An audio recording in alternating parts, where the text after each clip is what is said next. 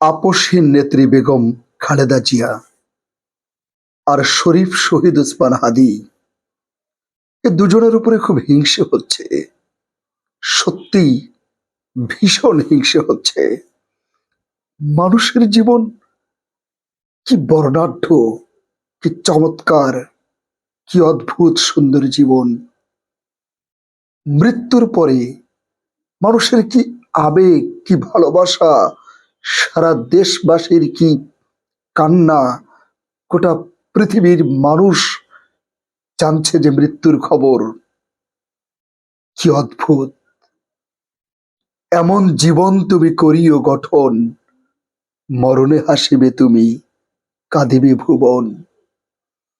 শহীদ হাদির গুলি করলো মাথায়, আর সে ঢুকে গেল সকল মানুষের মাথায়।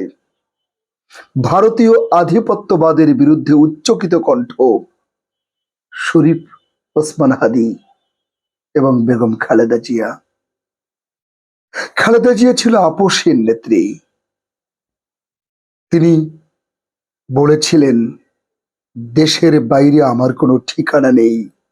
এই দেশ, মা, মাটি, মানুষ আমার সব।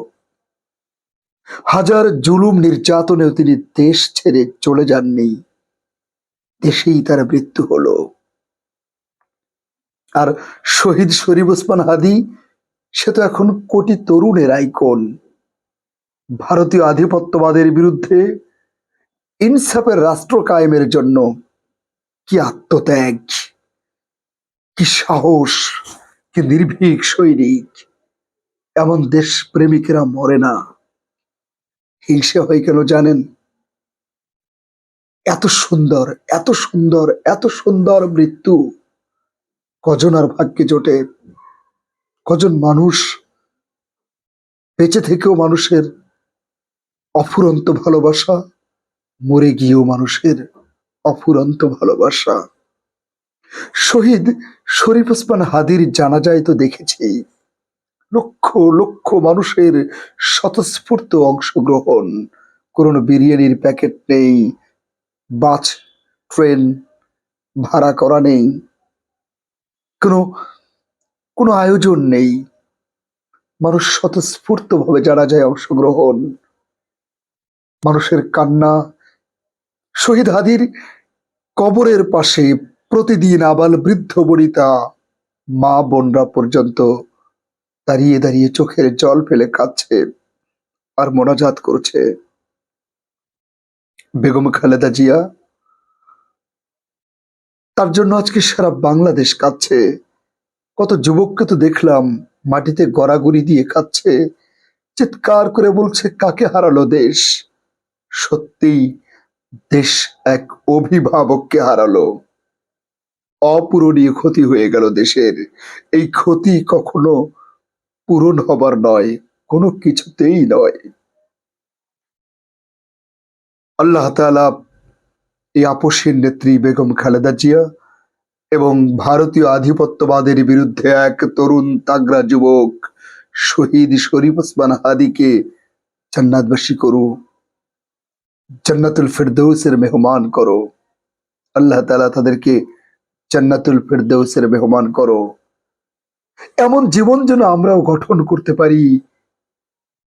সবাই যেন সত্যিই ওই কথাটা মাথায় রাখি, এমন জীবন তুমি করিও গঠন, মরণে হাসিবে তুমি, কাঁদিবে ভুবন। শহীদ হাদির একটা কথা খুব মনে পড়লো। ছেলেটা বলেছিল, 50 বছর বেঁচে থাকলাম কিন্তু কোনো ইম্প্যাক্ট পড়লো না মানুষের উপরে, লাভ কি? 5 বছর বাঁচলাম, তাতে যদি প্রভাব পড়ে সমাজে। সত্যিই তো তাই। এরকম এরকম আরেকজনের কথা খুব করে বলতে ইচ্ছে করছে, আল্লামা দিলওয়ার হুসাইন সাইদি, কোরআনের পাখি। সারা দেশ, সারা পৃথিবী কেঁদেছে, লক্ষ লক্ষ তরুণ কেঁদেছে, মা বোনেরা কেঁদেছে, আবার বৃদ্ধ বনিতা কেঁদেছে, কোটি কোটি বনি আদম কেঁদেছে। এমন জীবন তুমি করিও গঠন, মরণে হাসিবে তুমি, কাঁদিবে ভুবন। আল্লামা দেলোয়ার হোসেন সাঈদী তিনিও এই ভারতীয় আধিপত্যবাদের বিরুদ্ধে এক প্রতিবাদী কণ্ঠ ছিলেন, আপোষহীন ছিলেন, সংগ্রামী মহানায়ক ছিলেন। দেশের বরেণ্য, কুরআনের পাখি, প্রাণের স্পন্দন, হৃদয়ের ভালোবাসার মানুষ ছিলেন আল্লামা দেলোয়ার হোসেন সাঈদী। আল্লাহ তাআলা তাকেও জান্নাতবাসী করুন, জান্নাতবাসী করুন। আর আমরা যতদিন বেঁচে আছি আমরা যেন আধিপত্যবাদের বিরুদ্ধে এই কণ্ঠ জারি রাখতে পারি। যেখানে দাসত্বই নিশ্চল নিয়তি, সেখানে প্রতিবাদ সর্বোচ্চতম ইবাদত।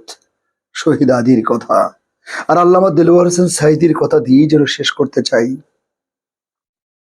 শেয়ালের মতো 100 বছর বেঁচে থাকার চেয়ে সিংহের মতো 1 ঘন্টা বেঁচে থাকা উত্তম।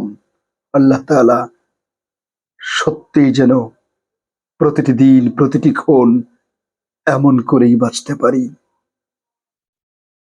সত্যি হিংসে হচ্ছে। কি চমৎকার মৃত্যু, কি চমৎকার মৃত্যু।